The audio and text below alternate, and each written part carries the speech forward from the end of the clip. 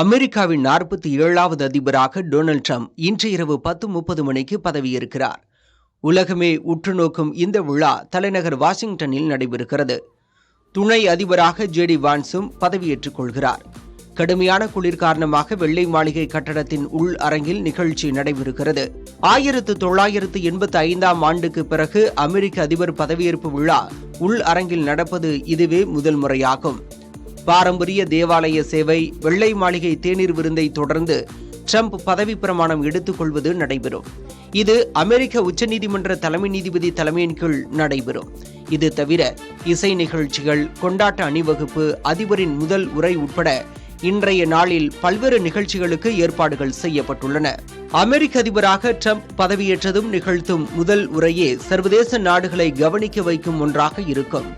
காரணம், அடுத்த 4 ஆண்டுகள் அமெரிக்க அரசு என்ன நடவடிக்கைகளை எடுக்கும், எந்த கொள்கைகளுக்கு அதிபர் முக்கியத்துவம் தரப்போகிறார் என்பதை விளக்குவதாக அந்த உரை அமையும்.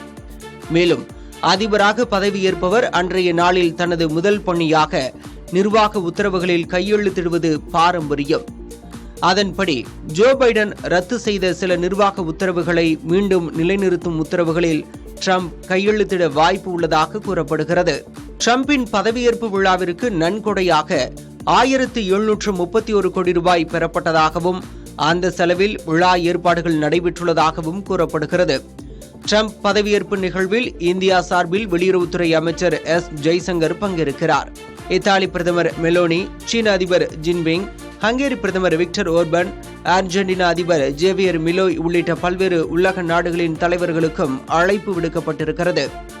இவர்கள் தவிர Joe Biden, Kamala Harris, Bill Clinton, George W Bush, Barack Obama, Hillary Clinton போன்ற அரசியல் பிரமுகர்களும் பங்கேற்கின்றனர்.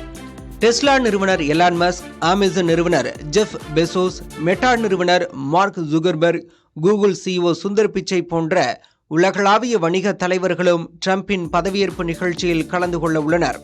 இதனால் அமெரிக்கா விழாக்கோலம் பூண்டுள்ளது. புதிய தலைமுறைக்காக GS பாலமுருகன்.